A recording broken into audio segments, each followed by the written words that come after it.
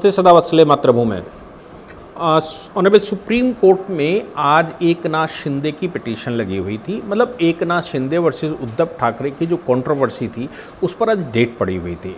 Honourable justice N V Ramna को ये decide करना था, या 3 जजों की बेंच में जो मामला चल रहा था उसमें ये डिसाइड करना था कि मामला कॉन्स्टिट्यूशनल बेंच में जाएगा या फिर यही बेंच सुनेगी। इस पर हमको याद होगा कि पहले ऑनरेबल सुप्रीम कोर्ट ने सभी पक्षकारों से कहा था कि आप अपने अपने इश्यूज़ बनाकर हमको दीजिए। उनमें उद्धव ठाकरे ग्रुप से भी कहा था, एकनाथ शिंदे ग्रुप से, और सॉलिसिटर जनरल से भी कहा था कि आपके पास भी कोई इशू है तो बना कर दीजिए।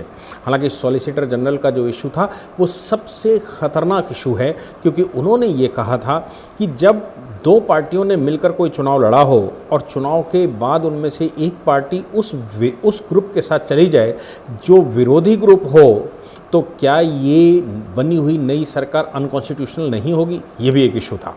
और ये सबसे महत्वपूर्ण इशू है जो कि पूरे के पूरी इतनी बड़ी आबादी में जहां वोट लेकर लोग जीत कर आते हैं, उस पूरी आबादी को धता बताया गया हो कि आप लड़े तो हमारे साथ थे। तो ये केवल गठजोड़ जो था, आपसे जो वोट मांगा गया था, वो एक चुनावी टैक्टिक थी। बाकी तो हमने जहां जाना है वहीं जाना है। हमने जो चाहिए जो करना है वही करना है, चाहे तुमको अच्छा लगे या खराब लगे। ये सवाल सॉलिसिटर जनरल ने खड़ा किया था कि क्या ये जनता के साथ धोखा नहीं है? अगर जनता के साथ धोखा है तो ये डेमोक्रेसी के विरुद्ध नहीं है, ये फ्री फेयर इलेक्शन के विरुद्ध नहीं है। यानी कि पूरे के पूरे इलेक्शन का जो मोटो है, जो पर्पस है, उसको ही ये डेफिएट करता है, उसको ही ये डिफीट करता है। और सुप्रीम कोर्ट ने उनसे उस समय कहा था आप इशू बनाकर लाइए।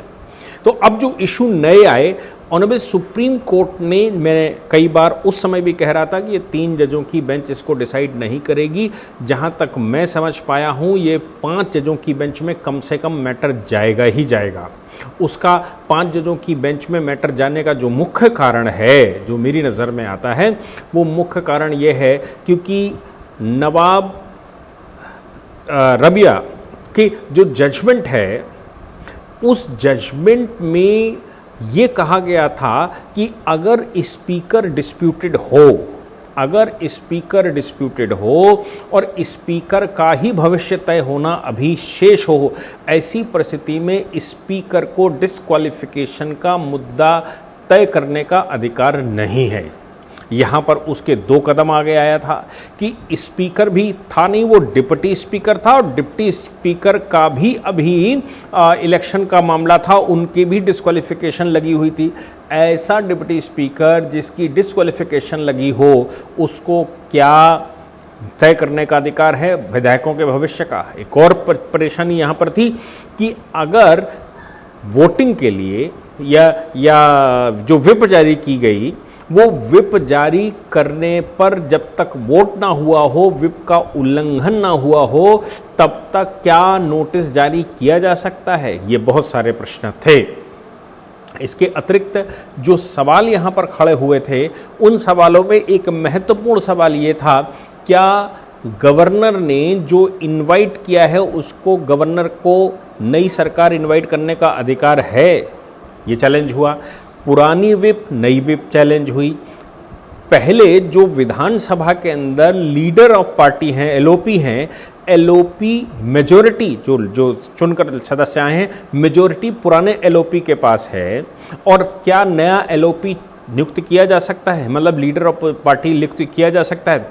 दूसरा, लीडर ऑफ पार्टी अगर पुराना वाला मेजॉरिटी के साथ है तो व्हिप जारी करने के लिए व्हिप प्रमुख जो है वो पुराने वाले लीडर के द्वारा चुना जाएगा या नया लीडर चुना जाएगा? ये भी सवाल कोर्ट के अंदर था कि जो लोग चुनकर आए हैं वो तय करेंगे कि वो असली शिवसेना कौन है, या फिर पार्टी प्रमुख तय करेगा कि असली शिवसेना कौन है? ये भी प्रश्न था कि इन दोनों ही ग्रुपों ने एंटी डिफेक्शन का कानून ये कहते हुए चैलेंज किया था कि हम तो ओरिजिनल शिवसेना हैं। यानी कि एकनाथ शिंदे भी कह रहे थे कि हम ही शिवसेना हैं, और उधर उद्धव ठाकरे कह रहे थे कि हम शिवसेना हैं। तो जब उद्धव ठाकरे शिवसेना हैं तो एकनाथ शिंदे मेजॉरिटी के साथ हैं, तो सवाल पैदा हुआ। इलेक्शन कमीशन में भी सवाल खड़ा हुआ।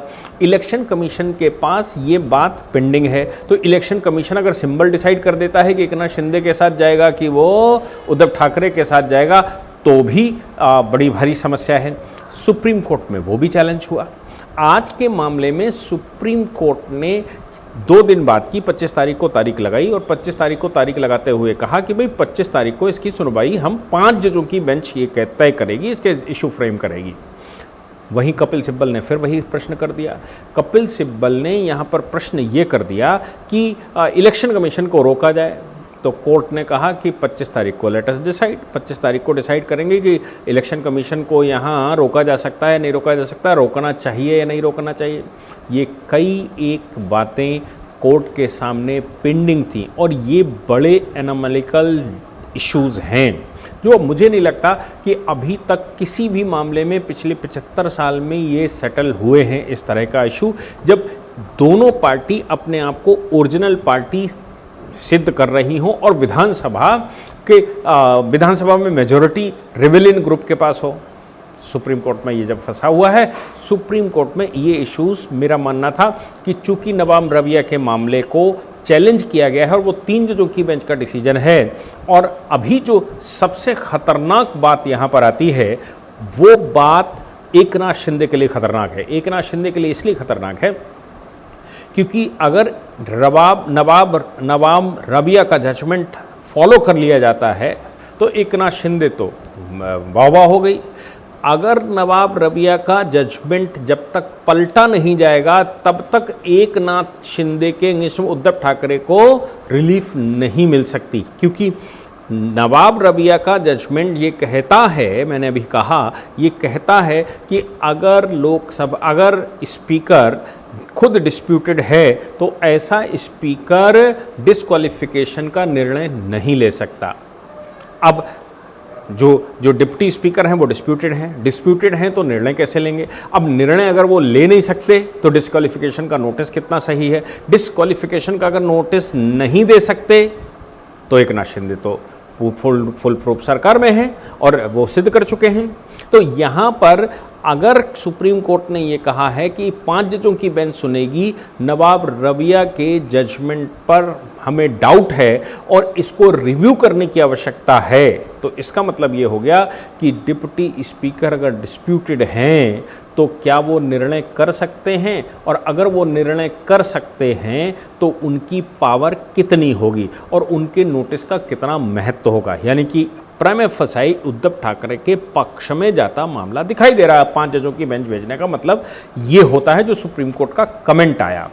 इसके अतिरिक्त 10वीं अनुसूची का पैरा 2 चैलेंज हुआ है, पैरा 3 चैलेंज हुआ है, जिसमें ये कहा गया है कि वे पार्टी स्प्लिट हो जाए तो डिस्क्वालिफिकेशन के दायरे में नहीं आता, अब उसको हटा दिया गया है। तो ये सारे प्रश्न गंभीर प्रश्न हैं और ये मैं पहले से कह रहा हूँ कि 3 जजेस की बेंच में नहीं जाना चाहिए। तो जो पहले से तय था और ये ही होना था वो ऑनरेबल सुप्रीम कोर्ट ने आज ऑर्डर किया। देखते हैं 25 तारीख को क्या होता है। जय हिंद, जय भारत, वंदे मातरम।